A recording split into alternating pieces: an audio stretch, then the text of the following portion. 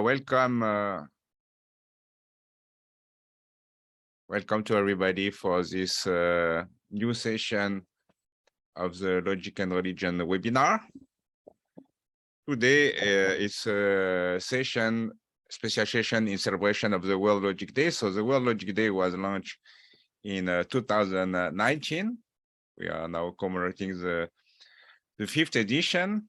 So it's a very important date now recognized by UNESCO. So it is in the UNESCO calendar of international days to celebrate logic. So since how the idea of our association is to promote the relation between logic and religion, it's good to have something for the World Logic Day.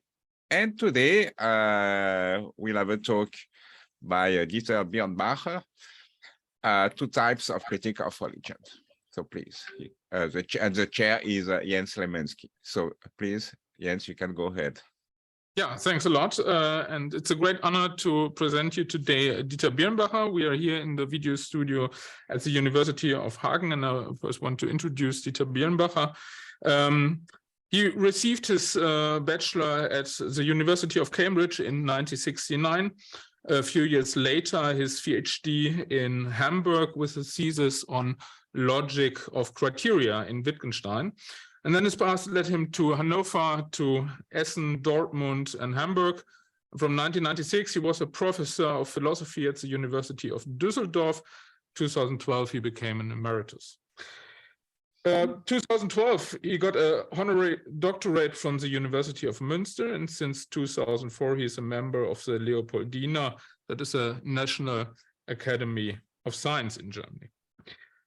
He researches particularly intensively in the fields of natural ethics, medical ethics, bioethics, and he's also responsible for the introduction of the school subject, practical philosophy, here in our country in North Rhine-Westphalia.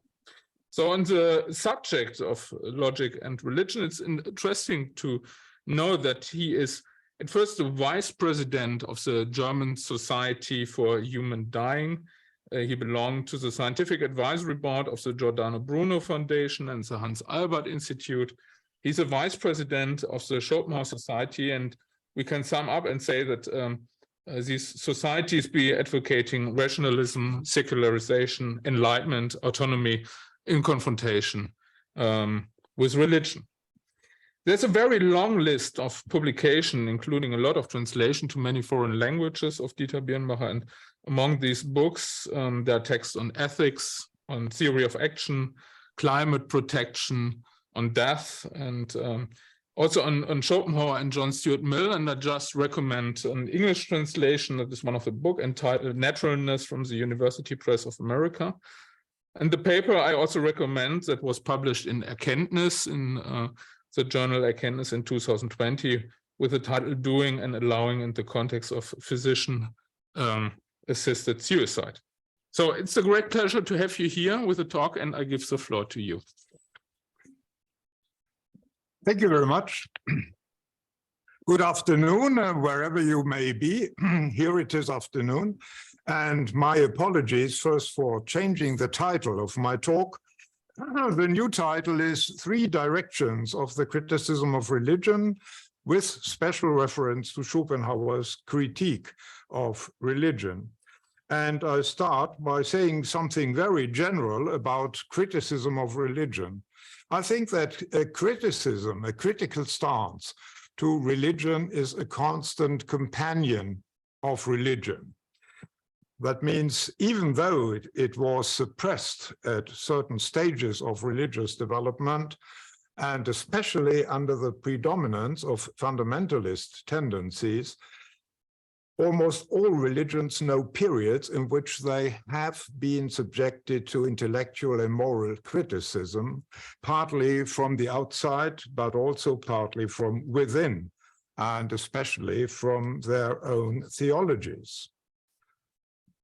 Religion and criticism of religion can coexist peacefully over a long period of time, often in one and the same person.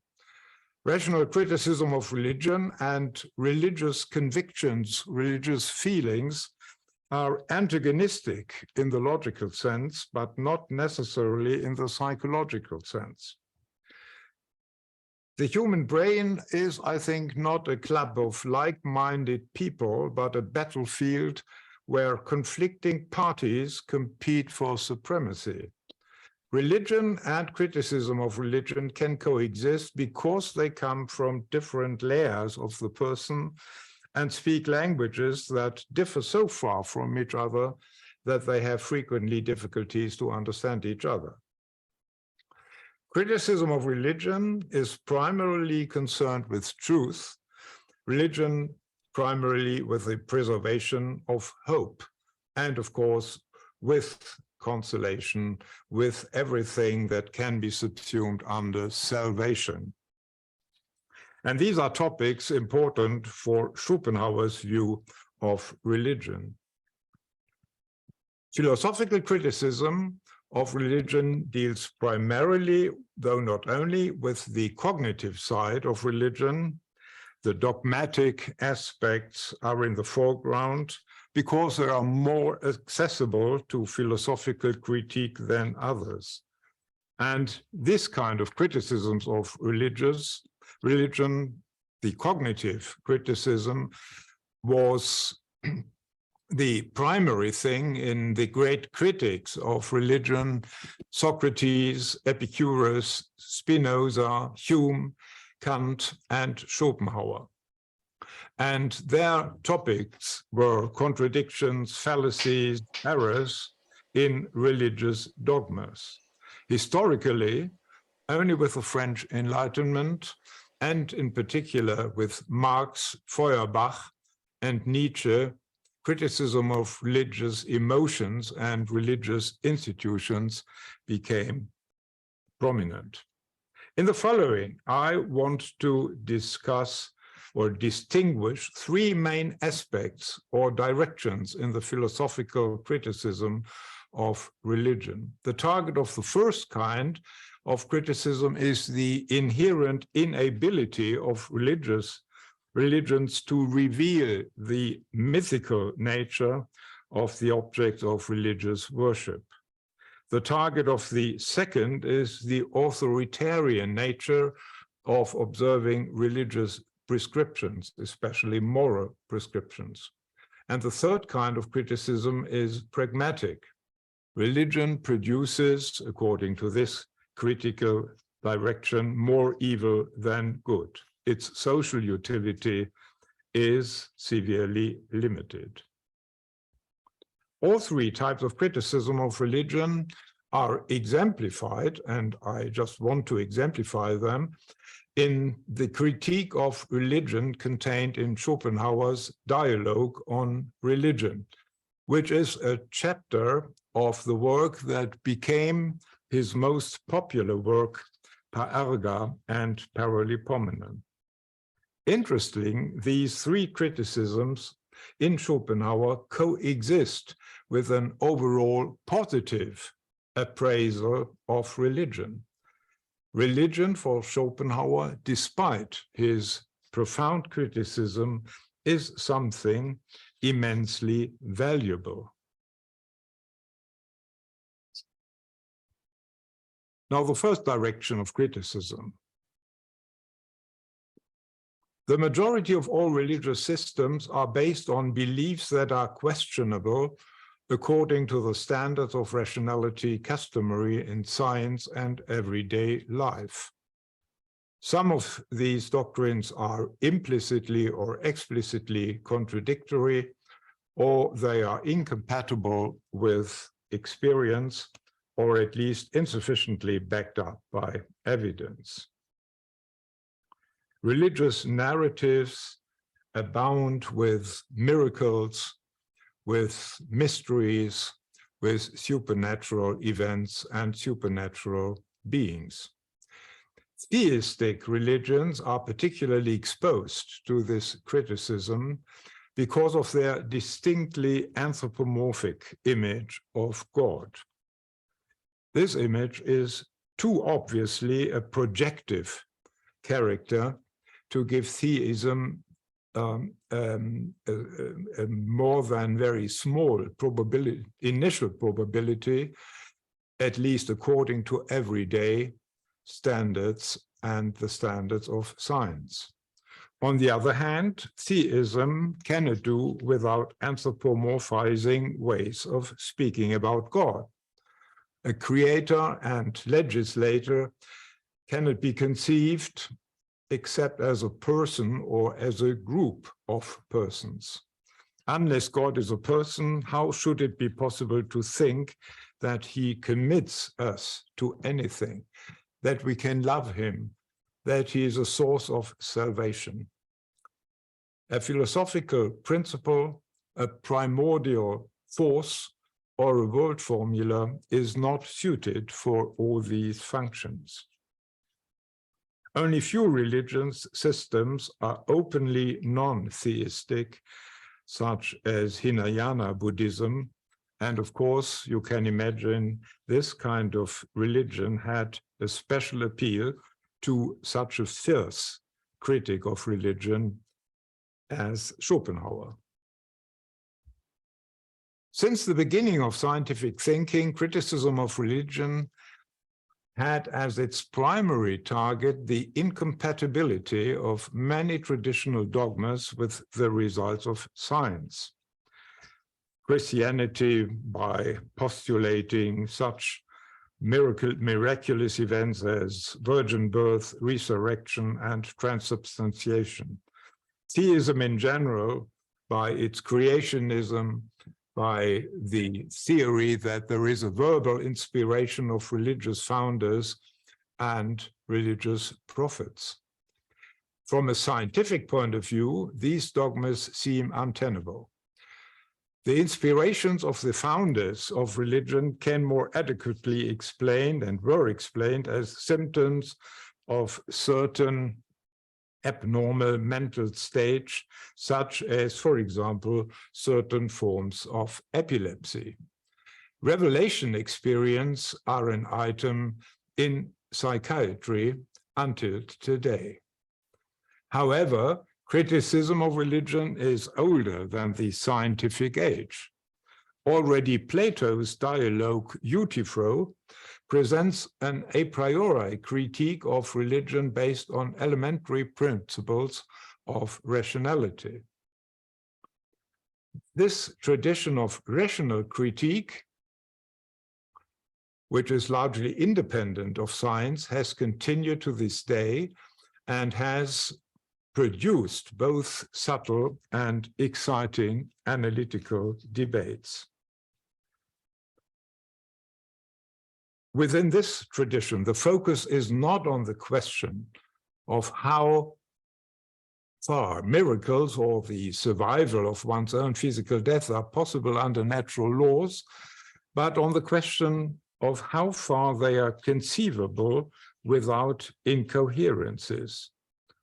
Compare, for example, Hume's critique of miracles or the modern debate about personhood and personal identity, and whether the most plausible descriptions of personal identity are compatible with survival. The overall result of both the scientific and the analytic critique of religion is, in my view at least, the implausibility of religious claims to literal truth. This holds for Schopenhauer as for his philosophical model, Kant. As for Schopenhauer, he is so firmly rooted in the Enlightenment tradition that he does not think it necessary to argue for the fictional character of religious objects. Religion is for him, and this is one of his sort of core propositions, the truth wearing the garment of falsehood. You already see in this proposition the ambivalence of Schopenhauer's view on religion. It's the truth wearing the garment of falsehood. For Schopenhauer, the truth of religion is essentially twofold.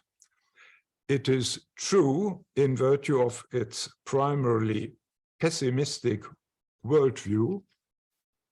Truth is for him essentially defined by his own teaching, which is pessimism.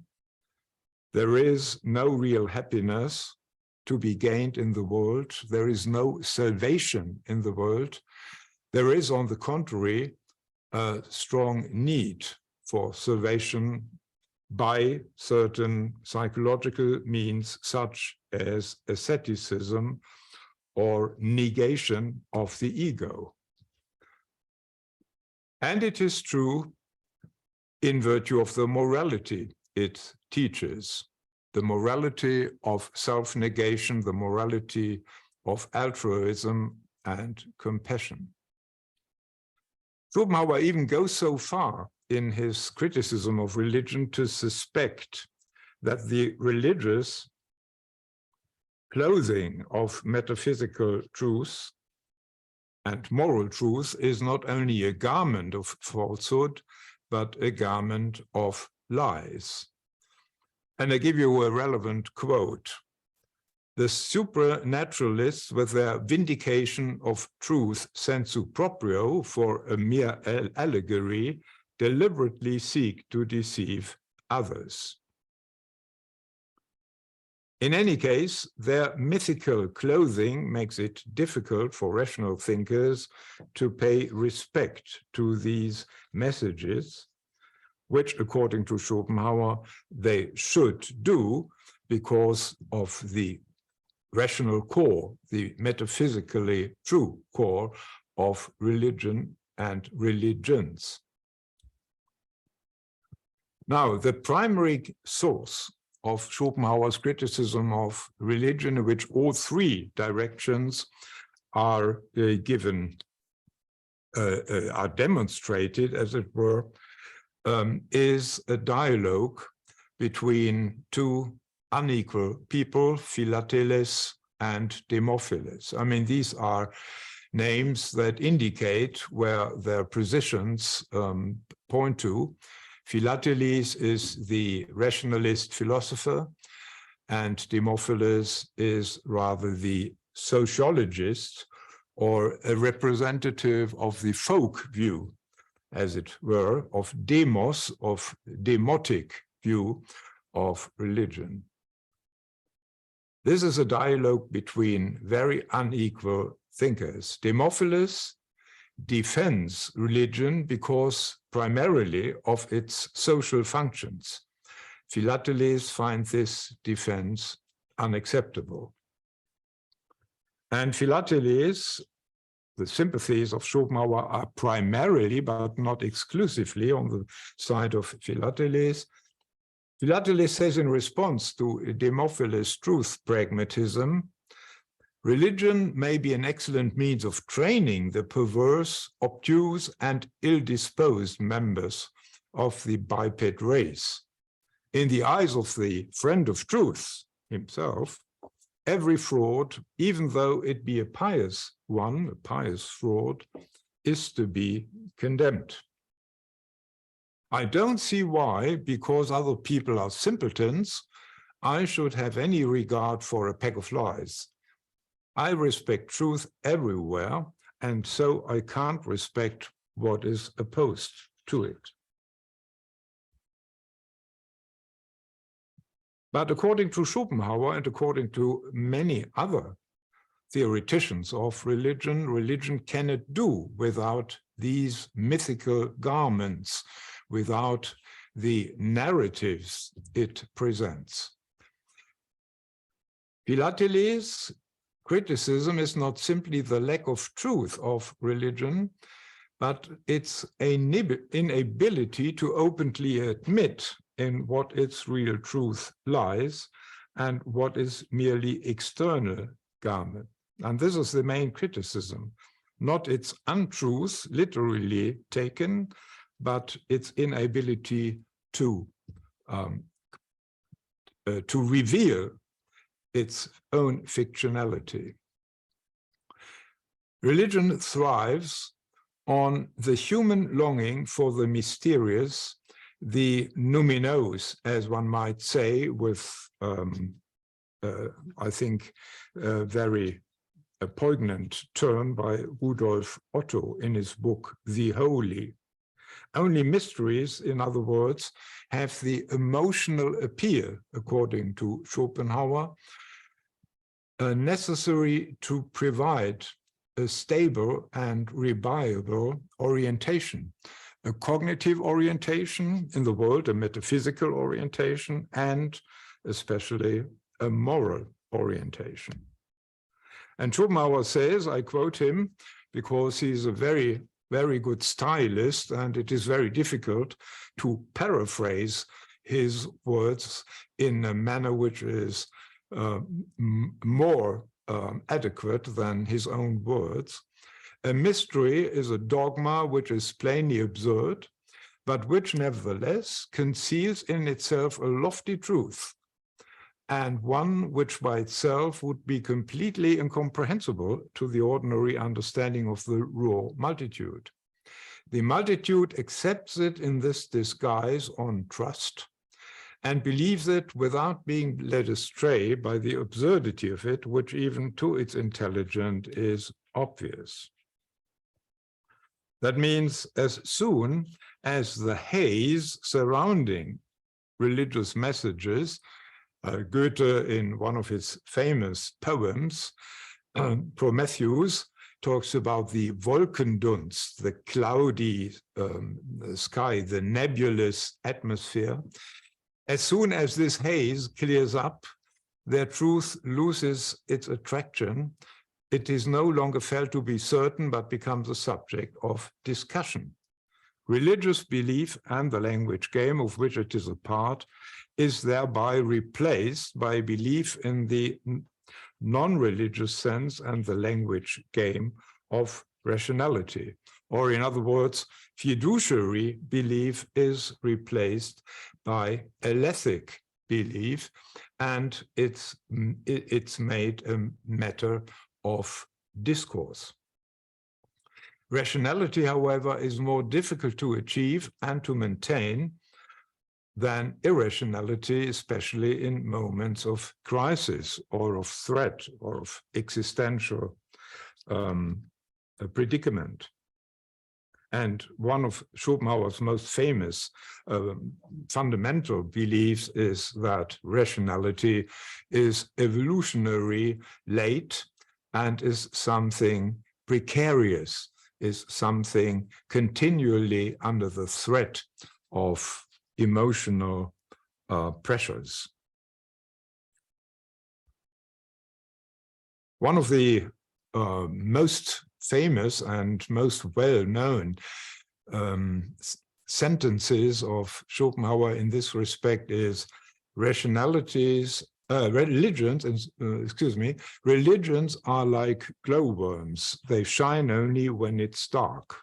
A certain amount of general ignorance is the condition of all religions, the element in which alone they can exist.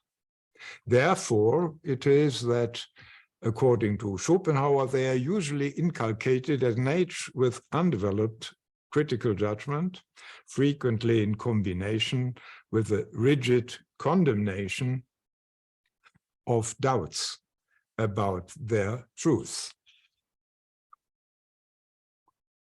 Again, one quotation: it is a terrible thing that wherever a man is born, certain propositions are inculcated in him in earliest youth, and he is assured that he may never have any doubts about them, under penalty of thereby forfeiting eternal salvation.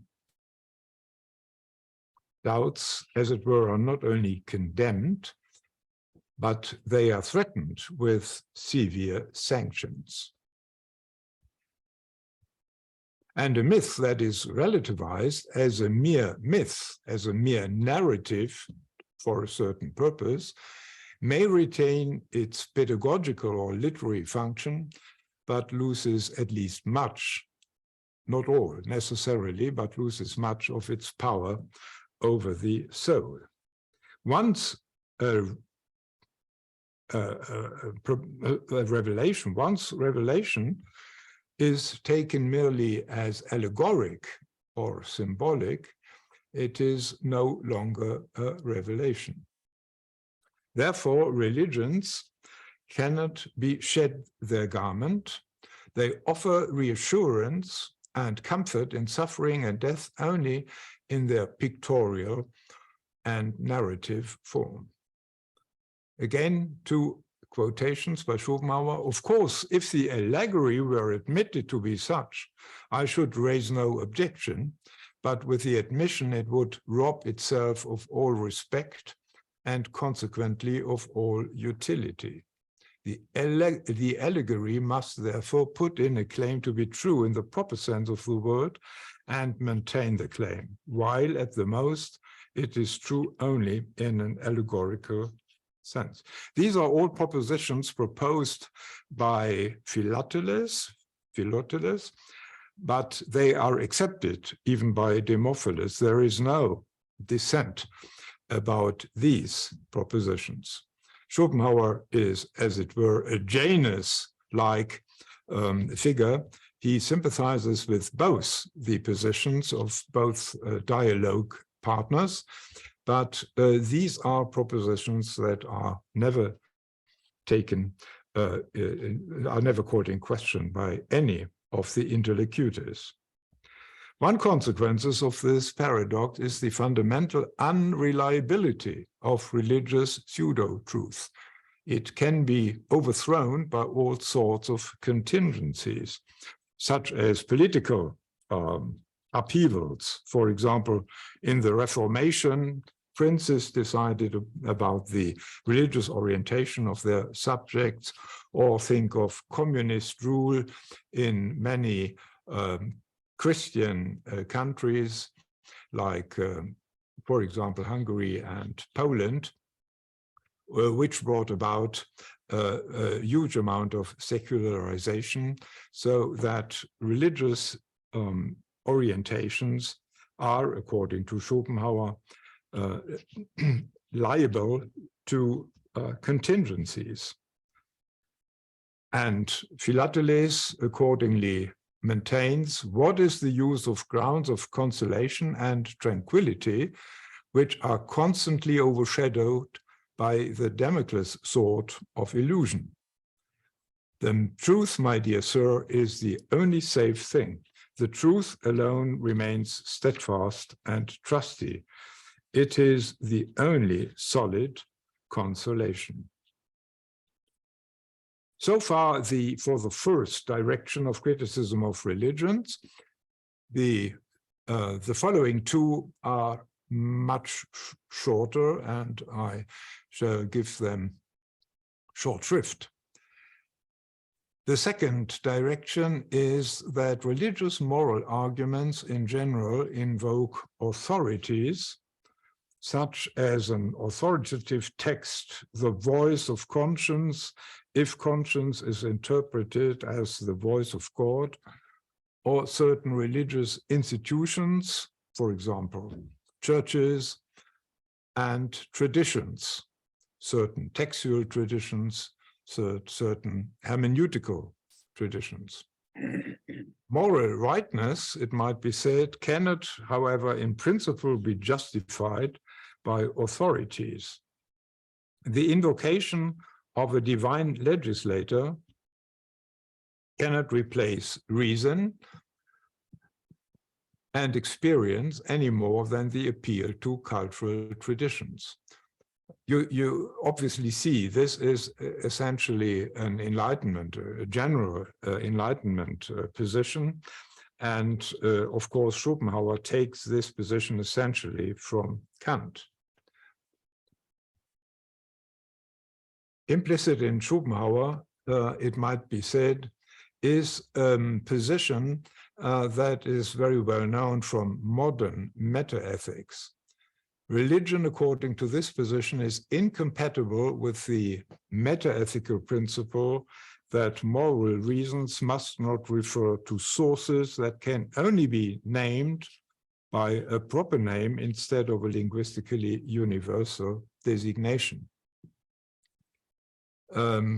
the the moral theologian who justifies certain moral principles with reference to the word of God, of course, does not demand that everyone follows the word of his God, but that he obeys the word of this God, this particular God. And such a justification obviously violates the principle of universality that is central, according to sort of the classical Enlightenment view, to the conventional understanding of morality. God in moral theology largely functions as a proper name and not as a general designation. Of course, Schopenhauer does not explicitly mention these metaethical reasons against recognizing religious moral argument as proper arguments, but he repeatedly refers to the self-immunizing nature of religious dogmas and the authoritarian nature of following them. The following quotation may exhibit this, at least this very strong tendency. If the possibility of a doubt about them be completely passed over or touched upon only to indicate that doubt is the first step to eternal perdition, the resulting impression will be so deep that, as a rule, that is, in almost every case, doubt about them will be almost as impossible as doubt about one's own existence. Hardly 1 in 10,000 will have the strength of mind to ask himself seriously and earnestly, is that true? You see, Schopenhauer is very down-to-earth philosopher. He starts from religion as a social phenomenon as he comes across it in his social surroundings. The third direction of criticism is the equifunctionality of religion and philosophical principles. This equifunctionality, at least, in Schopenhauer's view. That the pragmatic argument that only religion is able to establish and maintain social unity is unconvincing, at least according to Philateles. This is the proposition of Demophiles in the Schopenhauerian dialogue. Merely secular values or merely philosophical views can take over the same social functions, at least in principle. And this is, of course, an essential limitation for Schopenhauer. In principle, philosophical principles might be perfectly sufficient to attain the social functions, the social purposes of religion. Demophiles argues for the irreplaceability of religion as social cement. A literal quotation again, faith is everywhere the support of the laws and the constitution, the foundation, therefore, of the social fabric, which could hardly hold together at all if religion did not lend weight to the authority of government and the dignity of the ruler. In this respect, Schopenhauer's sympathy is clearly with Philateles' rejoinder, the rejoinder that social integration is not dependent on shared religion. And the example or the support he invokes for this position is his own society. Already in the 18th and the early 19th century, he asserts we see Christianity undermined in the undermined in the 19th century, a serious faith in it almost completely gone. We see it fighting even for bare existence, whilst anxious princes try to set it up a little by artificial means, as a doctor uses a drug on a dying patient. Schopenhauer often writes as if religion is really dying, is doomed to die very soon. in contrast to Hume, in fact, who was much less confident that the time of religion is going to go down. And in this position, he is of the same conviction as John Stuart Mill, who later in his criticism of religion asserted in the same way that for him, his society, Victorian society in England, demonstrates that the appeal of religion, and especially of Christianity, is dying away. Religious doctrines which are founded merely on authority, miracles, and revelations are only suited to the childhood of humanity. You see, Schopenhauer, as a pessimist, is very much convinced that there is no progress, no cultural and intellectual progress in history. But on the other hand, and again, on this point, he is not coherent. He has a very, very sort of Enlightenment picture of history in postulating or presupposing rather that there is cultural progress in the direction of a more enlightened state than is known from the history. The utility of religion for social integration is, in his view, and this is one of his views, is not its only view, one must say, more than outbalanced by the evils of self-righteousness and intolerance inherent in most religions, especially in monotheistic ones.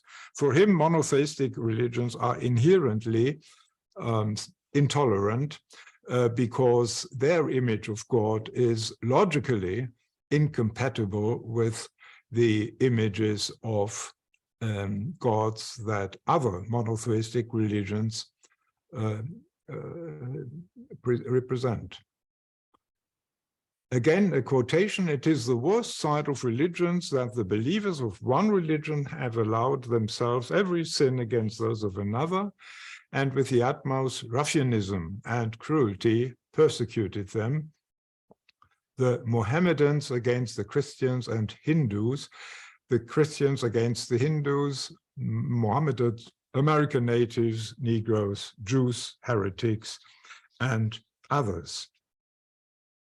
This is a very well-known argument already in Spinoza, as you probably know, who essentially defended the same critical view of religion against or of positive religions at least, and equally thought that the core content of religion can be philosophically reconstructed in a way independently of religious narratives. The only exception Schopenhauer is prepared to make is polytheism. And again, he says, as a matter of fact, it is only to monotheism that intolerance is essential, and only God is by his nature a jealous God who can allow no other God to exist. Polytheistic gods, on the other hand, are naturally tolerant. They live and let live.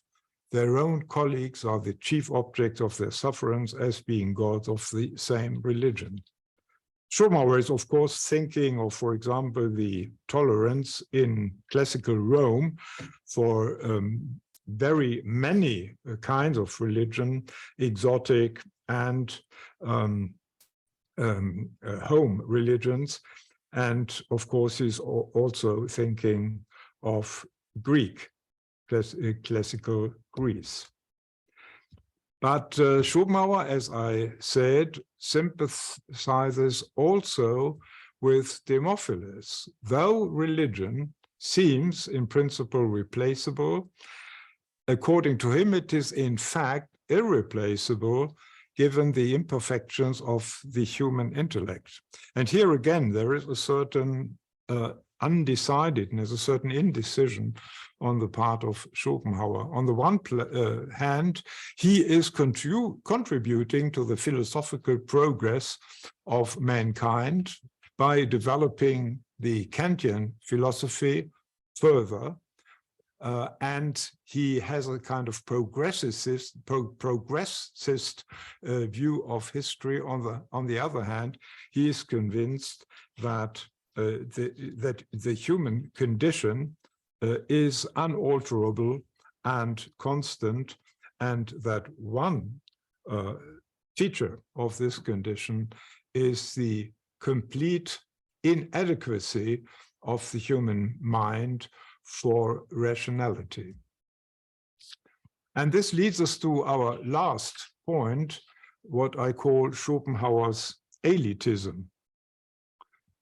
Schopenhauer is not convinced that enlightenment can be universalized. For the majority of humanity, rational thinking is a luxury they cannot afford. And here he is in clear contrast to Freud, but in conformity with Hume. Hume, one of the philosophers who influenced Schopenhauer very much. Freud was, on his part, very much influenced by Schopenhauer. Schopenhauer believes that religion, though for the greater part an illusion, has a future, differently from Freud, who called his relevant essay Die Zukunft einer Illusion, the no future of the illusion. Taken realistically, religion is not moribund, it is dying only for the elite. For the masses, religious belief continues to have the function of offering consolation in suffering and overcoming the fear of death. This is my last slide. As about many other issues, I may resume, Schopenhauer's position about religion is ultimately ambivalent. Religion, at least theistic religion, is a lie, a kind of Lebenslüge, as Nietzsche called it, but it is nevertheless anthropologically necessary. What is more, its metaphysical kernel, its core content, is for him perfectly true. It encapsulates, as it were, metaphysical truth. Its narratives make it not only a Volksmetaphysik, a vulgar form of metaphysics, but a vulgar form of the only true metaphysics. Schopenhauer ultimately shares the dogmatism, one might say, he criticizes in religions. He is firmly convinced that he has found the truth, which is his own metaphysical system, which is put in garments, as it were, which is clothed by religions, and his philosophy, he thinks, is in perfect conformity with the core content of at least most religions he's referring to. Thank you very much for your attention.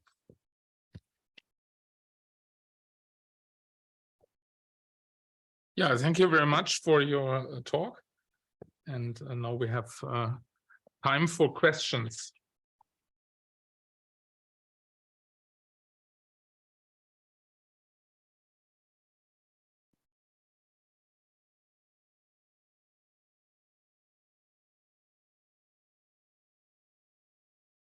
Well, then, if we're waiting for the first, there's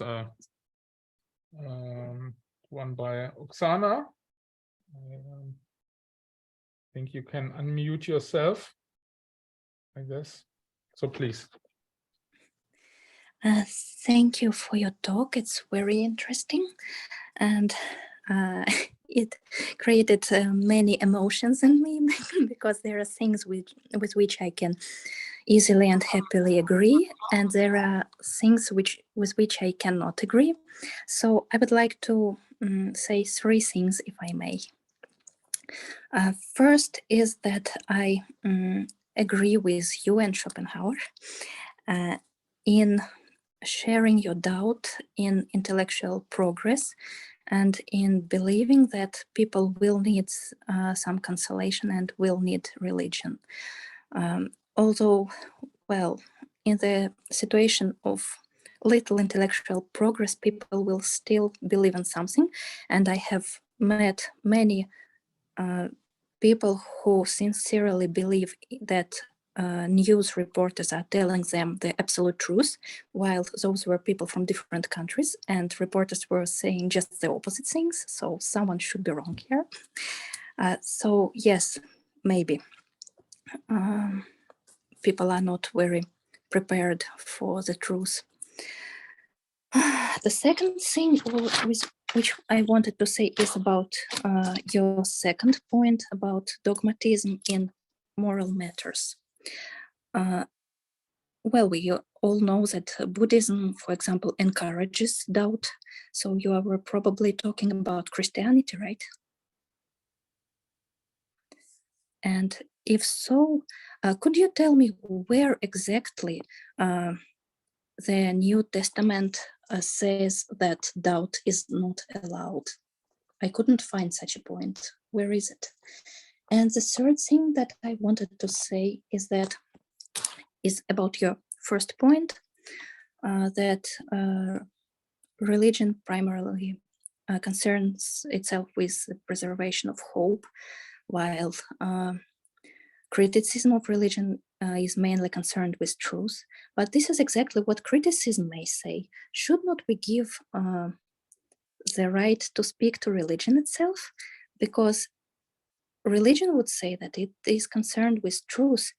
My point here is that as we know, science is so successful because it concentrated on what it can investigate, while refusing to talk about things which it cannot check.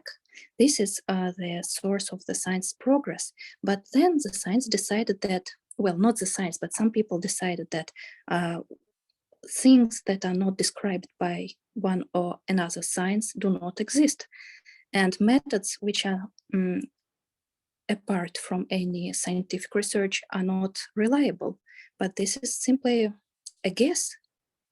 We don't know whether there can exist methods not adapted by any science, but still reliable. So this is more like believing in science and believing that religion is not true, while we have no proof that it is false. I think that sometime later we could discover things that are in harmony, which modern people refused to accept because such things are not in harmony with our current scientific views. So to summarize, I agree that people need something to believe in, and I would like to know whether there is a place in the New Testament that says that doubt is not allowed. And third, very strongly doubt that your first point is correct. It's just a point of view of someone who loves and believes in science, and maybe it's just simply not true. Thank you. As far as Schopenhauer concerned, he is very sympathetic to Christianity, and especially to Protestant Christianity, and especially to Luther, for many reasons. The Augustine tradition is very much present in his writings, and he's not thinking primarily of the Christian tradition in proposing that religion teaches an authoritarian morality. Because as we know, Christianity is extremely generous in allowing doubt in its history, though not concerning its central items. For example, doubts about the existence of God. And the history of scholasticism demonstrate that doubt is rational doubt and rational discourse about objects of religious belief are allowed to a very large degree, except these fundamentals. Doubt about fundamentals were punished. And of course, Schopenhauer is a very fierce thinker in appealing and in pointing to the most well-known cases of hereticism of not only Galilei, but of Giordano Bruno, of Spinoza, of Vanini, and so on. He is always a bit sort of making his propositions more poignant as they than they should be. But of course, he's thinking of religion in general, and he is often alluding to religions which are much less generous, such as, for example, Islam or Judaism. And he thinks these religions are extremely ungenerous in allowing deviations from their accepted principles. He's very generous with Buddhism, especially with Hinayana Buddhism, because he thinks that this is a religion that is very, very near to the kind of philosophy he is himself proposing. And in fact, he is appealing in his work to the Buddhistic and to Hinduistic tradition just for its sort of distinctively philosophical tendencies. So I think that Schopenhauer is right in making these differentiations according to the authoritarianism with which morality is taught and sanctioned by religion. But of course, you must remember that he is living in a society in which princes and authorities allowed themselves to rule about morality in a rather stringent way, in a very restrictive way, for example, concerning sexual morality, concerning family relations, concerning professional relations, and especially political relations. And he was living in a time where there was clearly a transition from more authoritarian regimes to more enlightened and even democratic regimes, such as in England and the US. And he was very sensitive about the oppression that resulted, especially in Germany, from the power of princes to rule in these matters. So he was, and I stress this because it is not, it is evident from reading him, he was very autonomy obsessed thinker, and he objected to everything that might restrict the freedom of the thinker to make himself read, understood, and accepted by the general public. Yeah, thanks a lot. There's a parallel discussion in the chat I see in the moment about whether the New Testament allows us of having doubts.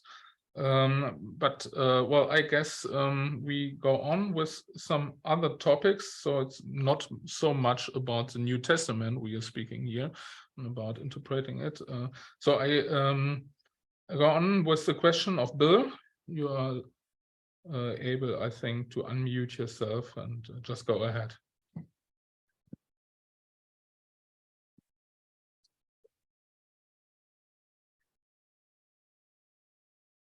So, Bill, you can unmute yourself and raise your question.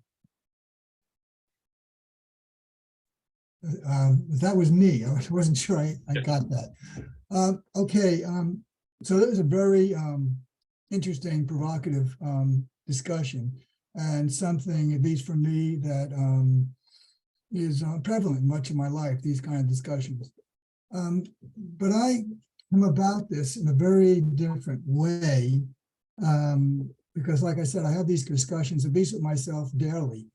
It has to do with, I think that, well, I can't blame Schopenhauer, but we today, at least, and he's beginning to do this, but see, he doesn't, I don't think, this is the thing that I didn't see in the talk, and I didn't see Schopenhauer really discussing, is what is religion? What exactly do we mean by religion? And then what do we mean by rationality? And these are already, what you want to call them, metaphysical topics. And we don't really understand what they mean.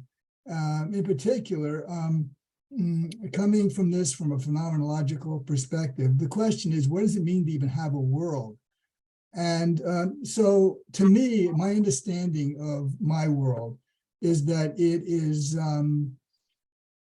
it's uncertain, it's mysterious, it's inexplicable. I mean, I don't know how to say it, but rationality, the objective of rationality, at least as we derive it or get it from the Enlightenment, is extraordinarily naive.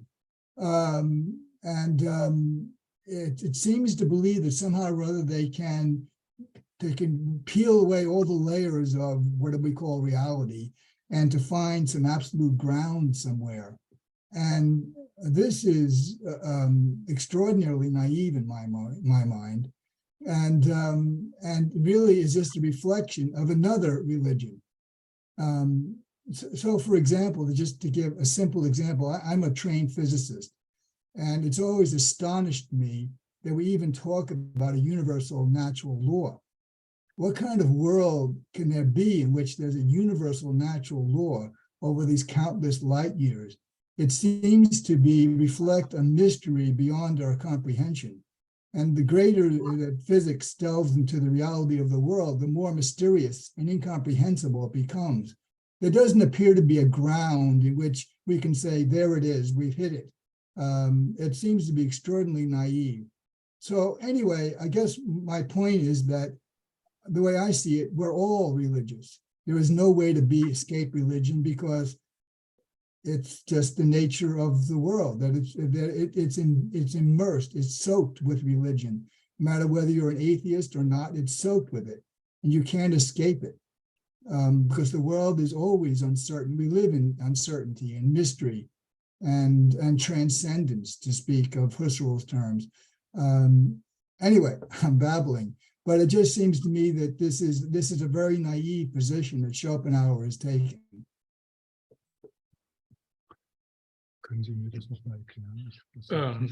As far as I understood, it's a question regarding your last slide, whether religion is necessary or not.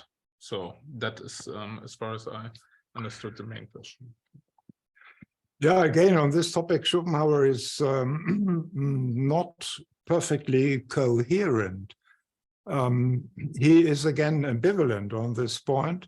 Because, as I said, he has a very, very pessimistic, in terms of rationality, view of human nature, because he thinks human nature is so much rooted in its biological origins that rationality is something which is hard to maintain, especially in situations with great emotional stress. And he's thinking especially about the process of dying and of course about the suffering we experience in life.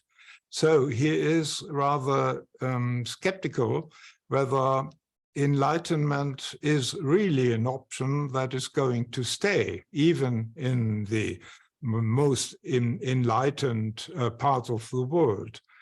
On the other hand, he is himself a champion of rationalism in a certain way, and especially a champion of a kind of religious orientation that is largely compatible and is held especially to be compatible in our contemporaneous world with rationality, such as, for example, Buddhism, which for him is a kind of middle way solution, and which he thinks has a philosophical truth, but this philosophical truth has at the same time the religious appeal of being able to intensively shape not only our feelings, but our actions, our behavior. And he himself might be said to propose a religion of his own, and many thinkers think that he is in fact the creator of a religion that does without narratives, that does without the traditional objects of religious worship, like God, angels, holy texts, or holy rites, and at the same time has a lot of emotional appeal. And this is something, this is my special interest in Schopenhauer's philosophy, of a paradoxical kind of theory. Schopenhauer is a thinker who is like perhaps his time, his occasional hero in Berlin, Kierkegaard, an existential thinker who doesn't think abstractly on a mere theoretical plane, but thinks very close to life practice, very close to what we experience in our subjective life. And interestingly, this makes his, I think, his modernity, his relevance for today. Because today, very many people are looking for meaning, conferring a kind of worldview that is without the blemishes, as it were, of the traditional narratives, but at the same time has more to offer than either a purely scientific or a purely rational or logical worldview. And I think this longing for something, this essentially romantic longing, which was very common in the 19th century in Germany and other countries, this longing is present today very much. And I know from the practice of psychotherapy that there is a certain deficiency in very many people who do not see where to look for this kind of worldview, which is more than just a philosophical theory. Yeah, thank you. I try to sum up two questions in one, what I read in the chat. And there comes up the question, what is, to summarize it, what is the relationship between religion and rationality in the sense of being good and being true? So what is the relationship?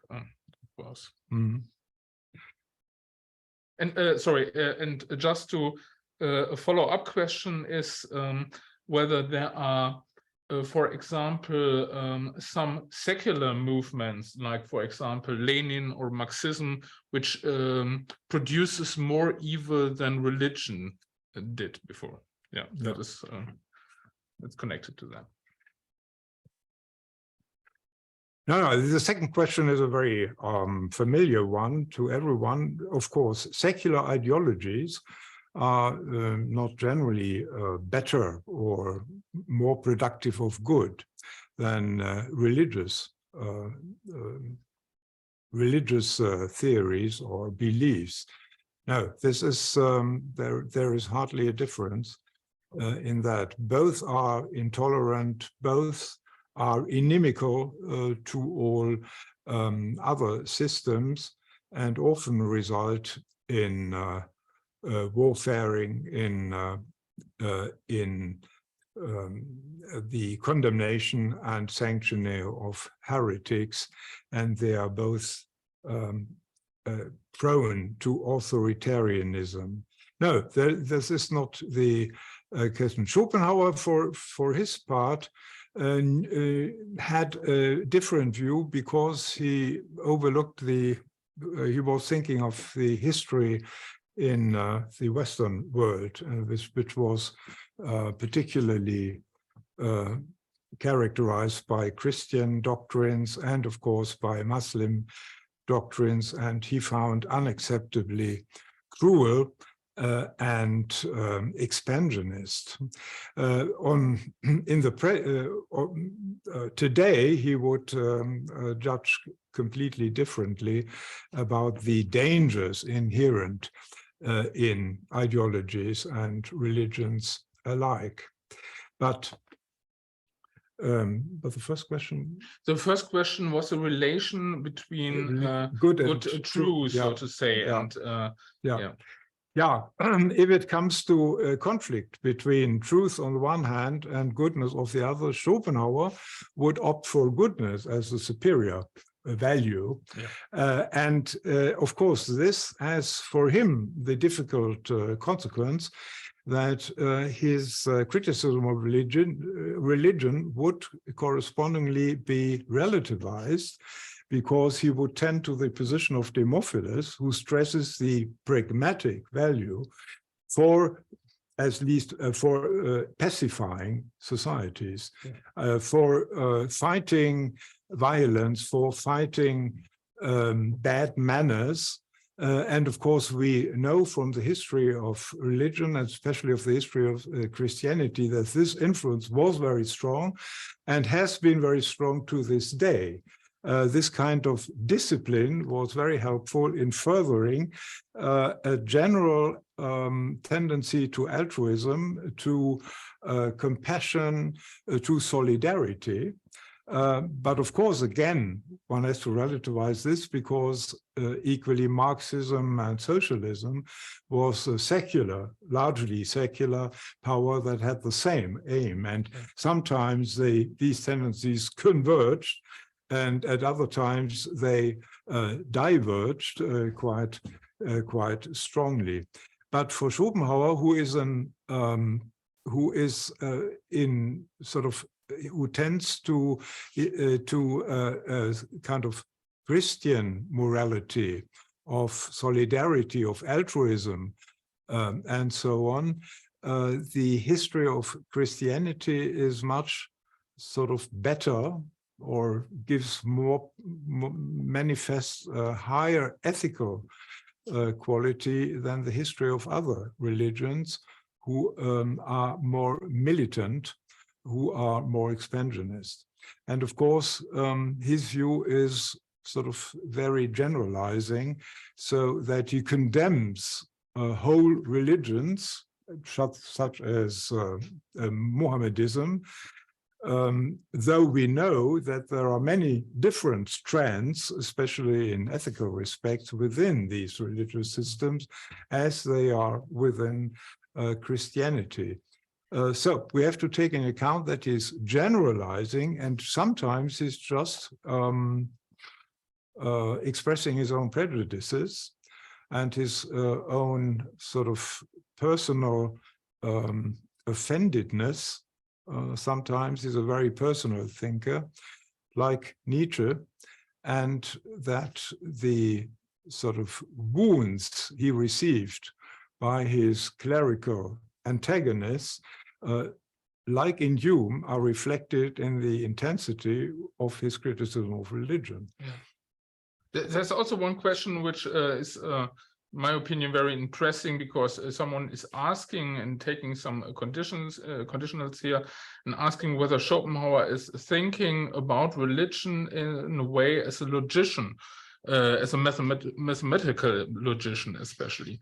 I think that's an interesting question, and I would also add the question if religion is something like being in the garment of lies, if it's not more a kind of heuristics, what is what is given in this dialogue. So that would be one of the Yeah, that I think would be a constructive criticism of Schopenhauer's criticism of religion, to take religions as heuristics, and especially as moral heuristics, because they open our eyes to certain values, to certain ways of living that otherwise might be closed to us. And I think Schopenhauer is saying something of this kind, because he tends to reduce religions very much to the moral sphere,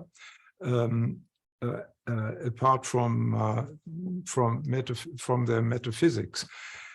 But of course, logic, Lemansky is one of the protagonists of taking Schopenhauer seriously as a logician and concentrating on his work in logic, which is much more considerable than people think. But for him, metaphysics is something deeply illogical. His metaphysics is rather an expressive kind, a kind of art, a kind of creative picture of the world, which is expressive of our deepest feelings and our deepest longings, and just not of our deepest thinking, and especially not logical thinking. But of course, in fact, some of the arguments of Schopenhauer's are clearly logical arguments, though he doesn't give them this appearance. Yes. Well, in the end, it's a dialogue you spoke about, so therefore that has some heuristic components. But Jerry Chandler is raising his hand, Marcin also. So let's before I try to sum up the chat, Jerry, the word is up to you. Okay. Thank you very much. Really a very excellent presentation. Well spoken and very clear, so that I thoroughly enjoyed it. And thank you for the information and the articulation of some very difficult areas, but from the perspective of the 19th century. And we're in the 21st century now, and particularly the areas of science have moved on to a very different perception of what science is about. And particularly the, if you would, internal tensions within the scientific communities have separated into, if you would, the algorithmic, the allegories between the Newtonian notion of causality and the Coulombic interpretations of causality, that is purely linear, basically linear forces of mass versus the polar forces associated with the polar opposition of electrical particles as being the source of scientific motion and of the source of logics. These two forms of logic developed, of course, have many ramifications in modern theories of logic, and the efforts to reconcile particularly quantum mechanics with ordinary biological systems or other macroscopic systems. So the point that I would ask you to address is, to what extent could you, would Schopenhauer, from his perspectives, try to realize these two different allegories, these two different ways of talking about substance or matter or numbers? Mm-hmm. You got the question? Not exactly. So I also didn't understand, what are the two allegories? So we had the Newtonian law and the Coulombic law. They both use the exact same mathematical formula. Yes. Which is the issue. But one assumes that mass is simply ill-defined. Well, electricity presumes, and Coulombic law presumes, they are polar opposites. And so that if you wanted associate polar opposites with good and evil, you can do that, or plus and minus on the geometric line, or otherwise, however you choose to talk about polar opposites versus the, if you would, the unitarian notion of the science of mass.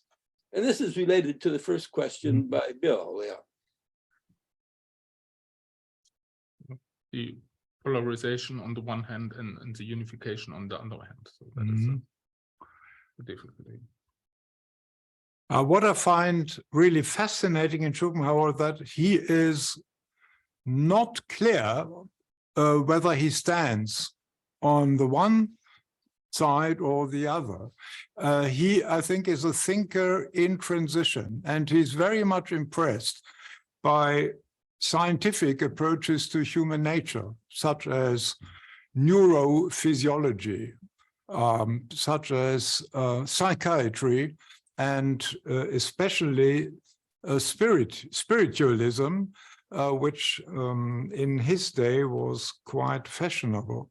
On the other hand, on the hand of Kant and his heritage, he is a rather strict thinker, not only in logic, but in the theory of science and causality. And these two elements in this thinking are partly unintegrated.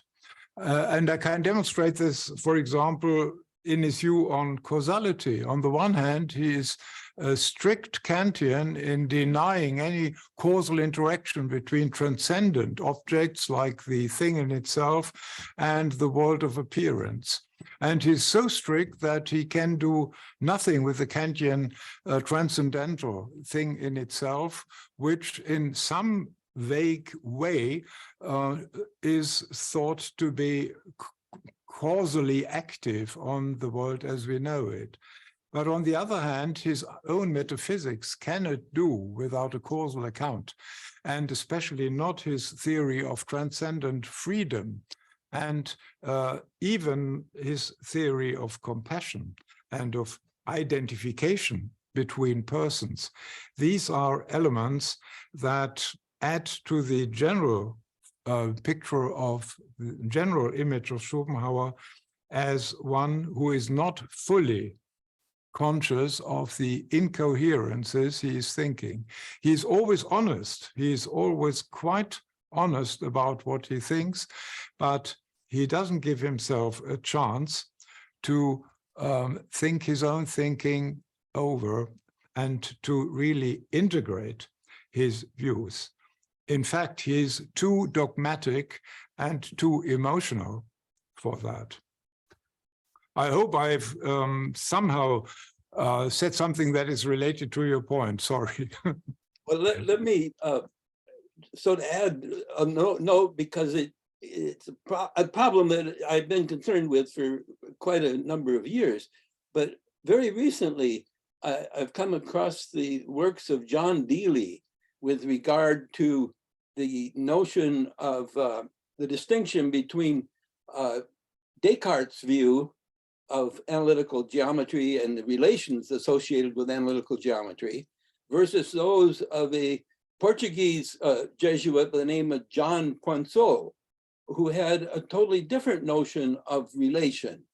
And it was this, John Dewey has developed this into his modern philosophy, what he calls postmodernism, with respect to the meaning associated with logical terminology, and particularly with semiosis, and that associated mindset, you would, of the role of semiosis in interpretation of the world about us. And so that tensions there between the materialistic view of relation versus the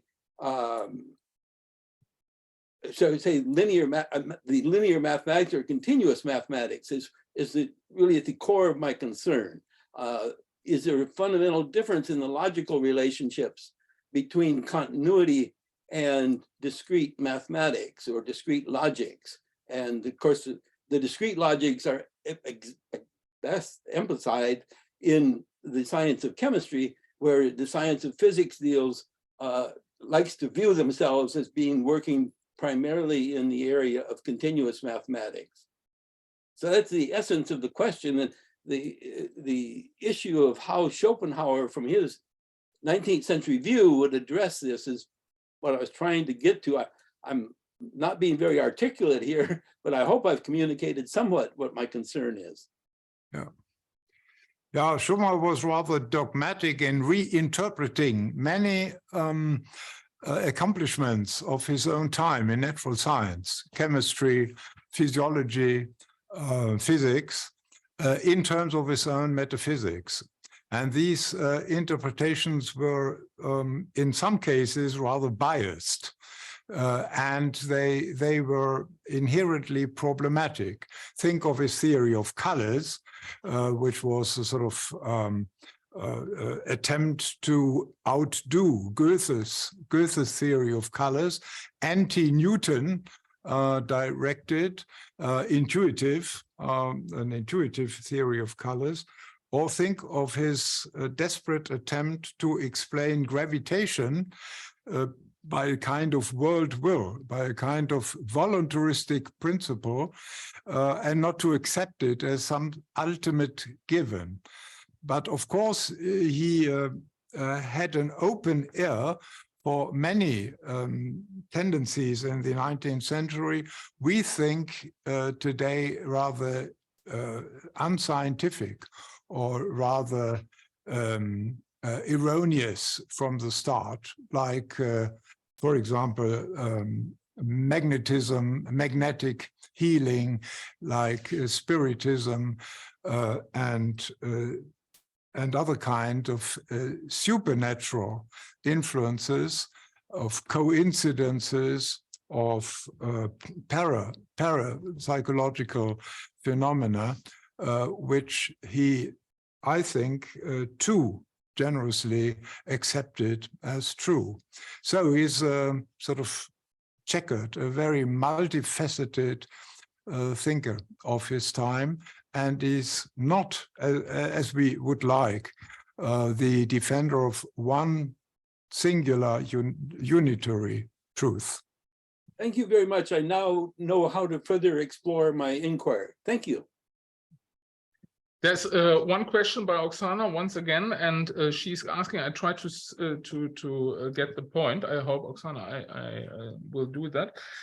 She's asking, well, in Schopenhauer's time, we are in the age of enlightenment, and in that period, he's criticizing religion. But today we are, to say, one step further, and religion is maybe not so much present today as it was in the time of Schopenhauer. And therefore, isn't it in Schopenhauer's spirit now to search the other way around, to search for the truth in religion and not to make some criticism? I hope, Oksana, that's the point of your question. Yeah, that's a very interesting question, and I really think so. That sort of the omnipresence and the dominance of enlightened thinking might be something deeply disturbing to Schopenhauer, because he has the category, as you perhaps know, of the metaphysical need of humans, and he thinks this metaphysical need is universal and is a genuine part of anthropology. And he thinks that this metaphysical need is omnipresent and is sort of illusorily satisfied by traditional religion, but should ideally be satisfied by some metaphysical approach that is integrative of enlightened thinking, logic, argument, science, inclusive of the most recent and most advanced science, but nevertheless transcends this in the direction of an art of living, as I would say. It transcends all this cognitive worldview in behavior oriented and action guiding theory. And of course, this sort of classical attempt to have a system of thought that incorporates, as Hegel claimed the universe of knowledge, historical knowledge, systematic knowledge, and at the same time gives an orientation for action. This is something Schopenhauer would postulate today, I'm sure. And I think he would complain of the sort of void that has developed in the category of meaningful experience. Our experience has lost meaning, and of course the meaning he proposes is deeply disturbing, is pessimistic. The primacy of suffering, the primacy of disappointment, primacy of deception. But of course, he would in general encourage an orientation, even in philosophy, that whether positive or negative, pessimistic or optimistic, has some power to integrate action and ideals and aims and objectives of our behavior into our worldview much more firmly than it is now done. Okay, thank you. I think if I see that correctly in the chat, otherwise please repeat your question. But as I can see, Marcin is the last one who had a direct question to Professor Birnbacher. So Marcin, please. And sorry that you have so long to wait. No problem. Thank you very much. And thank you very much, Professor Birnbacher, for the excellent talk. My first question is about the dialogical form and the reasons why Schopenhauer had chosen this form. We can say there was a tradition in philosophy to write dialogues, also connected to religion, like in Hume before, in Plato, but also other philosophers did it. We can also say it was safe to form a dialogue, not to write it in his own name, yeah, because he could be maybe persecuted, I don't know. But we can imagine also the third reason. I mean, the dialogical form is more open. This critique is not just straightforward and smashing, yeah. Maybe by choosing dialogue, he wanted just to ask difficult questions, serious questions, yeah. But when it's put it in this form, it's still open for discussion. So my first question is, what do you think? Did this third way could matter for Schopenhauer? And the second one is inspired by what I found in chat. Someone asked about Jainism. We know that Schopenhauer was inspired by Indian traditions, yeah. And you said that Schopenhauer took into account this relationship between Christians, Muslims, Hindus, and you pointed out the reactions of Muslims, the attacks of Muslims, attacks of Christians. But what about Hindus? What about generally Indian traditions? Did he somehow refer to the Indian religions? And if yes, what did he say? Thank you very much. Yeah, as to your first question, Schopenhauer's approach to religion is rather discursive or dialectical, as it were. If you compare his dialogue with the dialogues by Hume, for example, then Hume is much more firm in defending the enlightened view, the critical view, which is represented by one of the interlocutors, though he purportedly comes to a different conclusion in chapter 12 of his dialogues, which is a bit, I think, fake, is a bit hypocritical, according to most readers, at least. Because there is a clear preference for the Pyrrhonic, for the skeptical view. proposed. And this is different with Schopenhauer. There is a clear preponderance, a clear primacy on the part of Philateles, the philosopher, but it's much more balanced. And the discussion is open. And of course, it should be open according to Schopenhauer because he's not an enemy of religion, but he tries to define religion or to select a definition of religion that is viable for himself as a metaphysician. And of course, he wants to integrate as much of religion as there is into his frame of in his metaphysical frame. And one consequence concerning your second question is that he has a clear preference for Indian religion, which he justifies. First, it is the oldest religion he knows of. For him, it is the source of more or less all religions, which is, I think, erroneous, but nevertheless, he thinks it is the source of such traditions as Platonism, of Christianity, and it's for him the most general and the simplest and the most unitary kind of religion, which of course is a bit of a delusion because he underrates the multiplicity and the diversity of religious orientations within the Brahman or Hinduistic tradition, and of course he underrates the controversiality of many of the purportedly simple tenets of Indian religion. But for him, Indian religion has a primacy, especially because it's a theory of life, because it's an orientation which has some clear relevance to how to live, namely self-negatingly, in a spirit of acceptance, in a spirit of humility, and especially of negation of the more aggressive and egoistic impulses, according to him. He is very expressive whenever he talks about Indian religion. And he wholeheartedly is enthusiastic about Indian religion, which is a certain paradox because his criticism of religion doesn't quite correspond to this enthusiasm.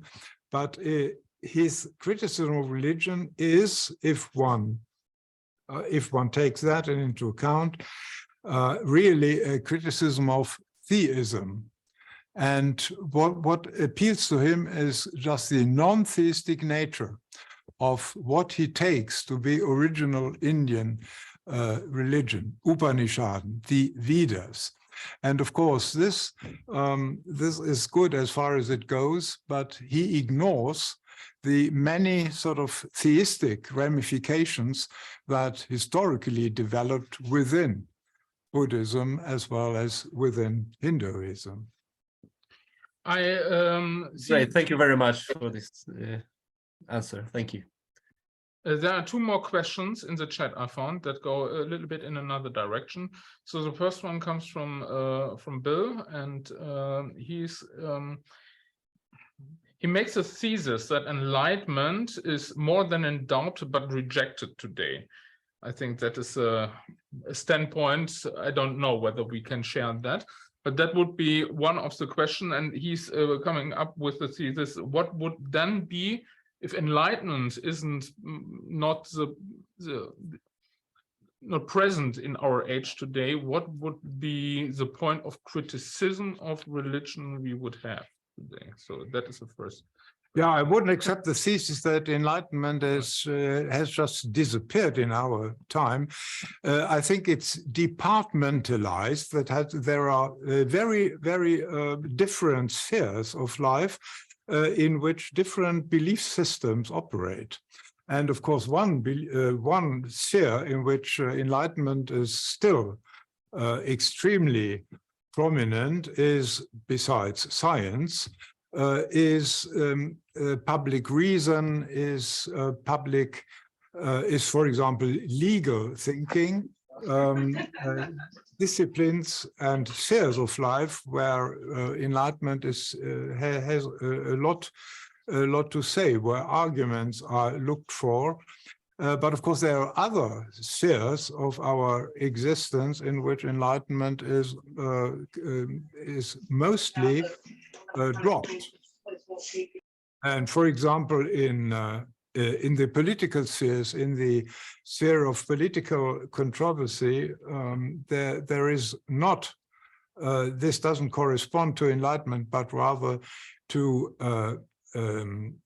not to religion either, but to a kind of power struggle that is pre-enlightenment and might profit from a bit more. But in the existential sphere, in the personal sphere, there is statistically a majority of people who are definitely inimical to enlightenment, at least to enlightenment in its more rigorous way, and immorality as well. Morality of a universalistic kind, sort of cosmopolitan ethics like Kant's, rigorous rational ethics is, I think, out of the question for most peoples, because it is incompatible with their fundamental emotional tendencies, which are extremely biased towards themselves, but also towards their group, the significant others of their groups, families, nations, and so on. And especially in the last 10 years, we have a rise of particularism, of nationalism, of destructive narcissistic nationalism, which is in plain contradiction to the Kantian emphasis and the Schopenhauerian emphasis on cultural acceptance, on tolerance, and on universal human rights. Right. So there are some more questions which are coming up. So first question is one we could maybe easily answer with giving some references in German books. So the reception or the relation or the influence of Schopenhauer to Freud is one of this question. I think there comes up a lot of German-speaking books I have in mind. The question would be, are there also some English texts? I don't know whether actually, but maybe you can say a few words on Schopenhauer and Freud. Or I'm not able to give you the details of any English works on the origins and the influences on psychoanalysis. But of course, there are. I mean, there are very interesting German studies about the enormous influence of Spinoza, Schopenhauer, and Nietzsche, all three of them, on Freud. And Freud was, as you perhaps know, very reluctant to confess to his sources. He wanted to be an original thinker, but it has come out that really most of the thought of Freud is prefigured in Schopenhauer and Nietzsche, where, again, Nietzsche is much more quoted than Schopenhauer, though Nietzsche's positions had been anticipated by Schopenhauer, though in a less striking and less sort of poignant and effective way. But many phenomena the psychoanalytic tradition is credited with, such as, for example, the mechanisms of projection, the mechanisms of negation of personal traits, and so on, have been definitely anticipated by Schopenhauer, who is one of the forefathers of deep psychology, I would say. Yeah. So I'm I cannot give you authors and books, but in the histories of the psychoanalytic movement, tribute is now given to the predecessors. Right.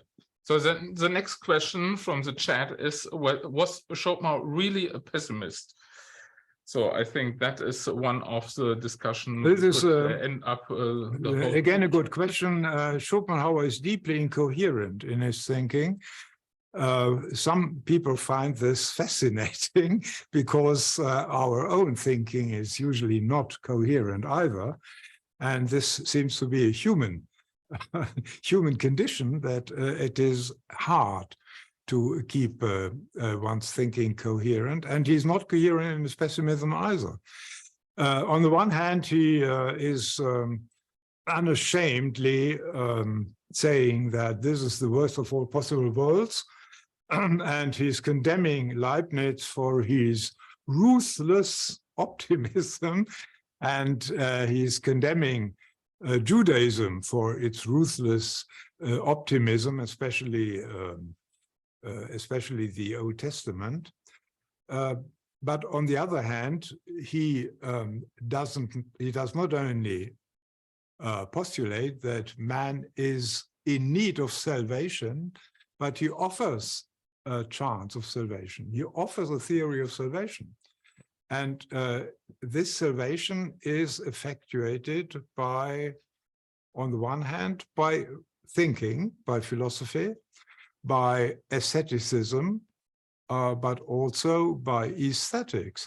And sometimes it turns out that the way of living in this salvation state, in this blessed state, is not too different from the life of a 19th century bourgeois who appreciates art in all its form, who is a lover of music, who is a lover of pictorial arts, and a lover of literature. So that it is paradoxical, that the paradoxical result is that Schopenhauer himself is in this state of salvation already, but at the same time complaining about the ultimate badness of his and others' existence. Of course, he lived in both worlds at the same time, and that is the moral I think one can draw from this interesting figure. He was both. He had a rather comfortable life.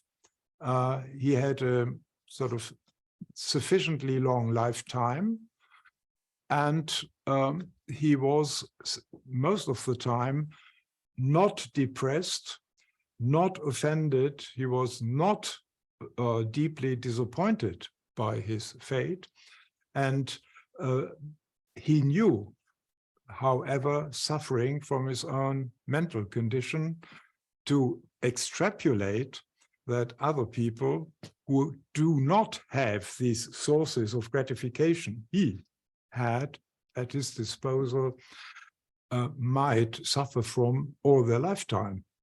And we know that many philosophers suffered from very serious psychic or even physical, like Nietzsche, pain. And whenever Schopenhauer is talking about pain, he is never mentioning physical pain, because obviously he knew none, but of pain as psychic pain, as depression. He knew very well, and he suffered quite obviously from it, like Wittgenstein, like Nietzsche and others. But his posture is, as one very good author who has now written a huge dissertation on Schopenhauer's philosophy of religion says, he has something of a theatrical posture. He is an exhibitionist in a certain way. He is a figure that acts in front of his public. And this kind of acting is exaggerated as the acting of an actor on the stage. And this is something we do not know from philosophy in general, and makes this figure, in fact, a bit sort of suspect. Right. So I think the last question goes to Alfred, who has raised his hand, and so please unmute yourself and please go. I hope I succeeded in unmuting myself. Yeah, Did I? Then I have a question which by accident has some relation to your last part of your talk just a minute ago. We humans suffer because we keep on wanting things, and once we get it, we are disappointed and we want another thing, get disappointed again, etc., etc. It's sort of a treadmill of disappointment, but we can overcome this disappointment and in a way overcome ourselves in short moments of time by in aesthetic contemplation of a work of art which touches us. Doesn't he have something to say about that aspect of religion as well? Because I can imagine, for example, a Catholic church mass is like a Gesamtkunstwerk. There's pretty music, there's a beautiful building, there's a beautiful story. And I can imagine that some sort of aesthetic experience which you can have with a beautiful work of art can also be experienced in religious context. Does he have anything to say about that? Yes, I mean, whenever Schopenhauer is talking about art objects and the contemplation of art objects, his characterization of the experience of these works is one of generality. We are distracted from our own personality, from our own situation and our own distress and sorrows and anxieties. We are concentrating on something which is inherently abstract. He follows Kant's aesthetics in this, but at the same time is very lively, is very fascinating, is a sort of object of interrelation, is established relationship, a communication relation. And he thinks the same about, for example, mystic source. Mysticism is for him a very important source of contemplation. And what he in fact does is something very modern, contemporaneous. He is recommending a kind of meditative posture, a meditative posture which concentrates on something which is not the ego, which is not the self, which is abstracting from the observer and is completely absorbed by its object. And this may be even a religious object. I mean, one of his favorite authors is Meister Eckhart, and are the German mystics. And he would have said the same about Indian mysticists or Muslim mystics, Sufis, and he's referring to all this tradition.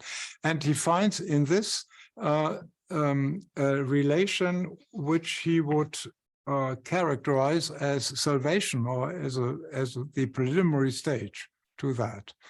And the important communality, as it were, between these kinds of mysticism is unity without the self, integration, feeling whole in a way, but without concentrating on this poor self that is victim to all kinds of contingencies it cannot master, cannot control.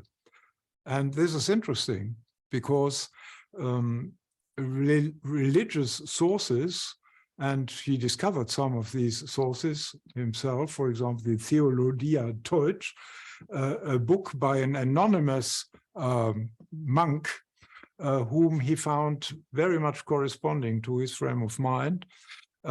Some of these sources are religious.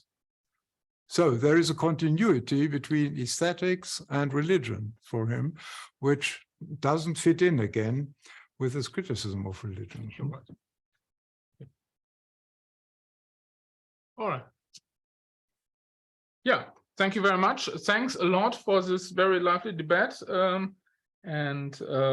we say goodbye from here from Hagen, and give the word, I don't know, to Francisco or Ricardo, or otherwise, I hope we will continue lecturing about Schopenhauer at the next World Congress on Logic and Religion. Thank you for your questions. Yeah. Yes, Thank you, thank you guys. very much.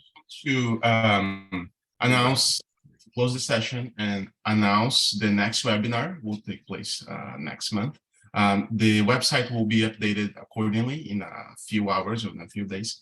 So we'll have Professor John Walton from Wheaton College. He's a well-known scholar in the Old Testament. He has a very original contribution to the reading of Genesis 1. He has a lecture on the lost word of Genesis 1, in which he tries to make a case for the compatibility between modern science and the readings of Genesis 1. So I hope to see you guys next month. Thank you very much. I appreciate all of you here with us. Thank you. Thank you very much, Professor Birnbacher. Thank you, Jans, for organizing this wonderful session. Thank you, everyone, for attending. Thank you, Assis.